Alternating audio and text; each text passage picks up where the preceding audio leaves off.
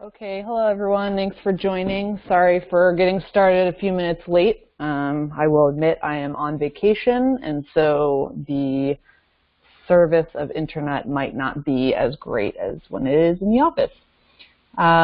This is our 7th session of SVP's Knowledge Bites webinar series. For those of you who don't know me, my name is Sarah Lang.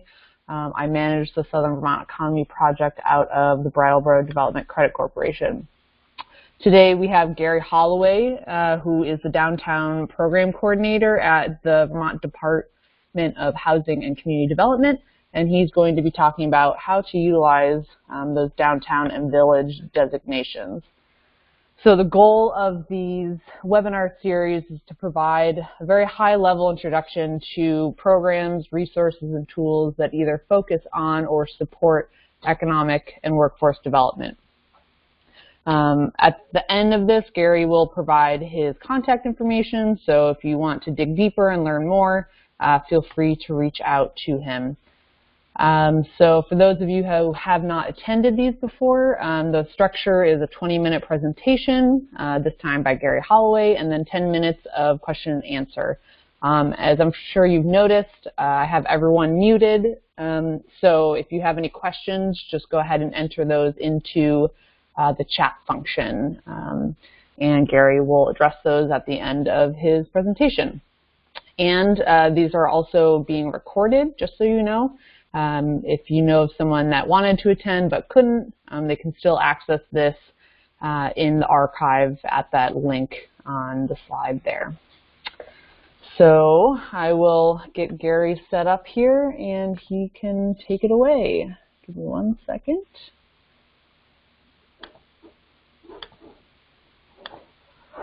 Get his screen up.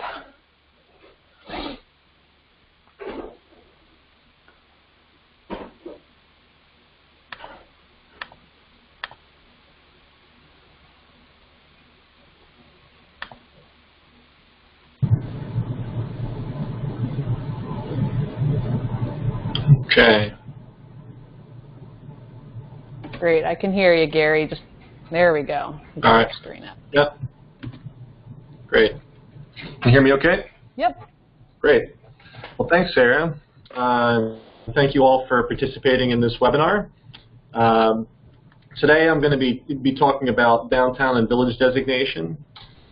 I manage the downtown program for the state. We have several designation programs that I'm going to cover today, particularly the downtown and village designation. We have 5 programs that we administer out of our Division of Community Planning and Revitalization. Richard Amore administers the Village Designation Program, and I administer the Downtown Program. And I am going to briefly touch on the Neighborhood Development Area, which is a kind of an add-on designation to either one of our programs. I wanted to share this with you. We have a planning atlas on our website that you can access, and it has a variety of different resources that you can use for your community. Once you click onto this, you can zoom into your particular community or other communities around the state to see what designations they may have. And there's also a function that you can click on and get to an Excel sheet that shows you all the designations around the state. So first, let's talk about the Village Center Designation Program. These programs have been around for a number of years, and we're seeing it increase in popularity. The Village Center Designation, as part of the designation process, we establish an area around a community that would be incorporated into the boundary. Typically, it's a mix of residential, commercial, civic buildings around a historic core of a community. And we typically work with the municipality on establishing the area as they come apply for the program. We've seen a big increase in the designations over the last several years. As you can see, a 35% increase in the last 4 years. Just yesterday, we designated 6 additional village centers. So we're getting the word out, I guess, which is great. And folks are seeing the designation benefits have a big impact on their communities. So I want to touch on some of the benefits of the Village Designation Program. We offer technical assistance. We do a lot of traveling around the state, meeting with municipalities. I guess I'll click through and show you, rather than talk through this slide, I'm going to click through and talk on each. So the technical assistance, it starts with communities reaching out to us saying, we have a particular project. Sometimes it's project driven. Sometimes there's a challenge that a community is trying to overcome, so we'll meet with them and discuss what their challenges are and try to get them some answers. Or if we don't have their expertise, we try to get them to other agencies that might be able to assist them with their challenges. Another benefit of the program is priority consideration for building and general services when they're locating state properties. They give our designated areas consideration and priority. So if you have a motor vehicles office that's in a strip mall outside of town and their lease is up and they're considering other locations, and you think having that office in your downtown might be a good opportunity for economic development or repurposing a building, then we can work with Building and General Services to help identify those sites in those locations. One of the more significant benefits of the Village Center program is the tax credit program, and we've seen a significant uptick in folks that are taking advantage of this particular program. The overall goal is to stimulate investment in commercial centers and to revitalize historic buildings in the core of our communities. Properties that are eligible must be within that boundary that I showed you earlier. The property is either within or outside of the boundary. If it's within and they're income-producing properties, such as commercial properties or housing, rental housing properties, then they can potentially qualify for these credits. They're awarded annually. We have about $2.4 million annually that we award, and they are very competitive. And the applications are due July 1st of each year. So tax credits aren't cash that we hand out. They're not grants. Rather, they're tax liability. You help to decrease your tax liability on a particular year. You can stretch that over a number of years.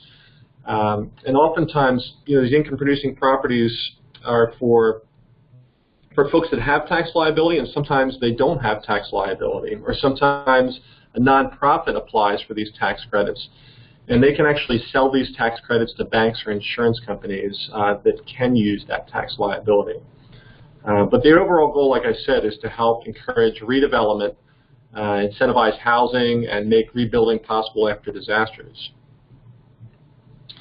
There's a few different tiers as part of the tax credit program, and I should mention that there is an application for federal tax credits as well as the state tax credit program, and I'm primarily covering the details of the state tax credit program. They can be used for facade repairs. They can be used for ADA, accessibility improvements, code improvements to bring your building up to compliance. So there's a number of different tiers that you could qualify for any given project. We're seeing these tax credits utilized to restore old general stores or small commercial buildings as well as large. Here's an example in Hancock where a community group got together and and acquired the building and were able to do some repairs to the building to get it reopened. So the $20,000 in tax credits helped leverage some additional investment. And you can see here a housing project in Montpelier that benefited from the program. It's a $200,000 project that might not have been possible without getting the $60,000 in tax credits they received. I mentioned earlier that we have, the Downtown and Village Center programs is kind of the core designation, and we have these add-on programs such as the neighborhood development area, that if you have that core designation, you could apply for this development area. Typically what drives folks to apply for it is a new housing development project. And the benefits of this program are that you get some Act 250 relief, some exemptions from land gains tax, and you have your state wastewater permit fee capped at $50. So for village areas, you'll see that there's an area that will extend a quarter mile outside of that core designation for the neighborhood development areas, and downtowns are a half mile. Now, depending on what land features are in that particular area, such as a river or undevelopable areas due to steep terrain, this quarter mile or half mile area could be morphed a little bit depending on particular circumstances. So here's an example of a project in Burlington, the Bright Street Cooperative. You can see the project savings here, $51,000 in Act 250 savings, and saved 3 months in time and reviews. You can see that the wastewater fee savings were about $5,000, no land gains tax, and no prime ag mitigation. So it was a good, having this neighborhood development area really helped the developer save some money on this particular project. So now I want to talk a little bit about downtown designation, which is very similar to village designation, but it has some added benefits to it. And this is for communities that have a little larger footprint. Some of our village designations actually could potentially qualify for downtown designation, and I'm going to kind of go through what those benefits may be and a couple of the criteria. That's a little bigger lift for some communities. So as you can see, we have a lot less designated downtowns. We have 23 designated downtowns around the state. The most recent ones that joined were Wilmington and Stowe in the last few years. So everything below the line, you can see village designation were benefits of that program and are also benefits of this particular downtown designation program. And everything above the line are additional benefits. And I'm going to touch on a few of those. Most importantly, I should mention that having a downtown organization is a requirement for this program. We ask that there's a nonprofit organization that's set up that can work in conjunction with the municipality to help them on community revitalization initiatives. So oftentimes this can be a barrier for some smaller communities in not having the capacity, but we are seeing around the state folks that are able to come together and develop these local organizations and get some funding from the town to help support various initiatives. Another benefit of the downtown program is you can establish special assessment districts. Sometimes they're called business improvement districts. And basically what it is an area that you establish within your designated downtown that could be a taxation on properties, and each local municipality can determine what that money is used for, but typically we see it used for, they raise that money as a small tax on the properties and reinvest it into economic development, into capital improvement projects, into marketing the downtown. And so this is an annual allocation of money that they'll establish and use for different purposes in the town. We offer a variety of downtown program trainings throughout the year. The annual Downtown and Historic Preservation Conference. We have downtown retreat. We do a downtown advocacy day at the State House each year to advocate on different issues. And then obviously we offer technical assistance as needed. I'll talk through quickly the Downtown Transportation Fund. We have approximately $350,000 annually with a maximum grant of $100,000. This will help support transportation infrastructure projects within or serving the downtown area for streetscape improvements, utility relocation, wayfinding signage, street lighting, and those sorts of things. They are very competitive, but we're looking at hopefully in the next couple of years being able to increase this $350,000. We've seen improvements in places like Virgins that have been able to transform their streetscape. Bristol that did some work on their village green and tied it into a nice transportation project on the intersection in their downtown. And St. Albans has been able to leverage a lot of private investment through public transportation investments by utilizing Downtown Transportation Fund along with a number of other VTrans grants. I'll mention that we have another program that both villages and downtowns are eligible for. This is the Better Connections program. This program will be announced. This is the 4th year that we'll be offering this program, and it's for transportation land use projects. And these are a little larger grants, planning grants, up to $70,000. Typically, we award about 3 communities a year. We'll be making an announcement in October, and having a phone interview by the end of the year is a requirement with applications due in January. For more details on this program, I can connect you with Richard Amore in our division. I'm not going to talk too much on sales tax reallocation, but know that downtown designation offers the sales tax reallocation for new development, which is essentially an agreement between the developer and the municipality to reinvest a portion of the sales tax on construction material that gets reinvested into the project. And having priority consideration for a variety of other grants is an important benefit of both of our programs, of all of our designation programs for that matter, where if you apply for, this is just a sampling of grants that you may apply for, that you would get priority consideration in the competitive criteria scoring for that particular grant.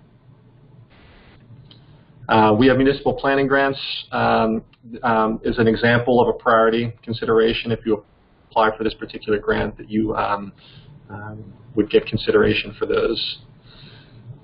And I'm looking at the time, so I'm not going to go into too much detail, but you can see that there's communities that have used the municipal planning grants for economic development, used it for area-wide plans, parking studies, and a variety of different planning initiatives.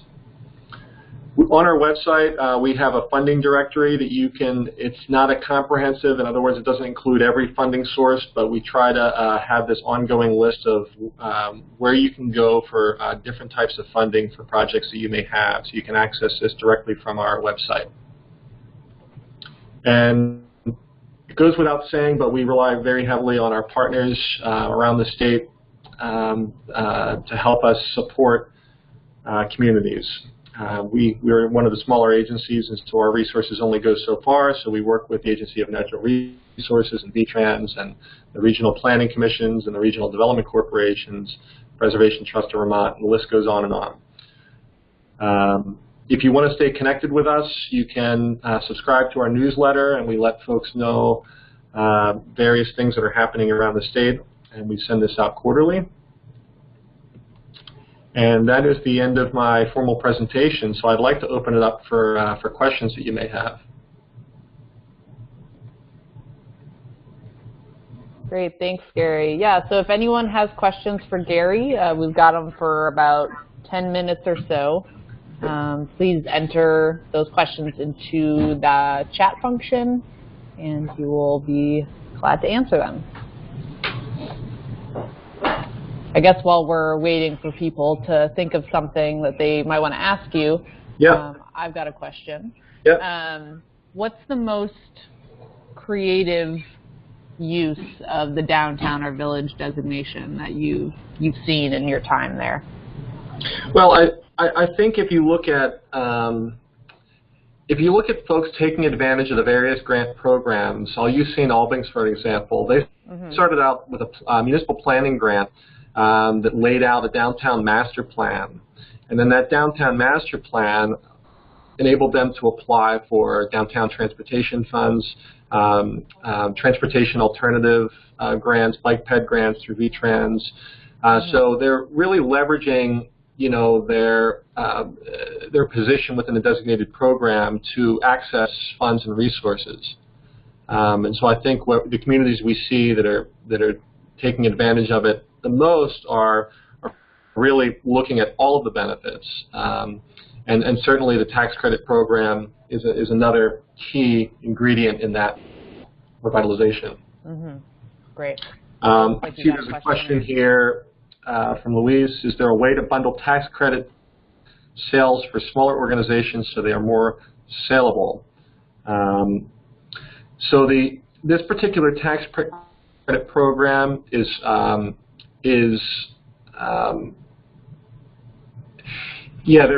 the tax credit program is directly benefits the property owner.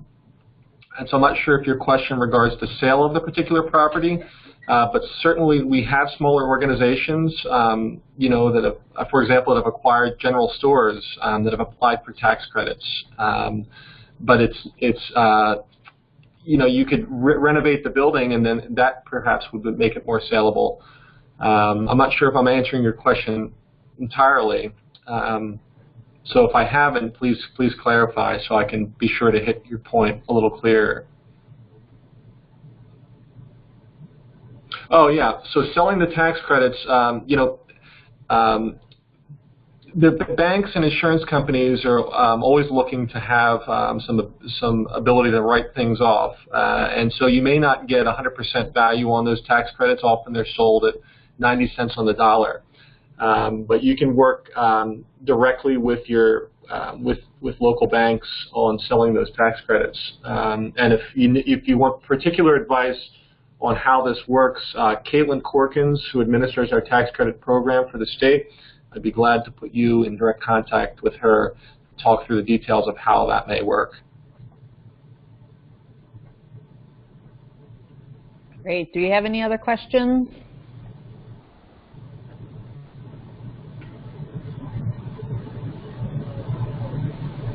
All right, well, while they're thinking, I can finish up my spiel. Feel free to type more questions in the box if you have any in the next minute here. So I just wanted to make you guys aware, we have, obviously these are twice a month, so our next two are October 10th. We'll have Deb and Steve from the Vermont Small Business Development Center, and they'll be talking about sort of the basics of how to start a small business in Vermont. And then on October 24th, we have Emily from Marlboro Center for New Leadership, and she's going to talk on easing pain points for your growing organization. Again, we're always welcome suggestions about programs or resources that you might want to know about, so feel free to contact me, and that's my contact information there. And I think if no one has any other questions, we can sign off here. So thanks, Gary. I really appreciate it, and you can now go eat your lunch. Yeah, and I just want to let the folks know if they need to contact me, feel free, and I'm happy to reach out and provide more information. Great. Yep. So again, this recorded presentation will be on the website, and then also that will have Gary's information as well as his PowerPoint. So feel free to go through that again, or share with somebody who might be interested that wasn't able to make it. So thank you, Gary. I really appreciate it. I hope everyone has a good rest of your day, and we'll talk soon. Okay. Thank you. All right. Thanks, Gary. Take care.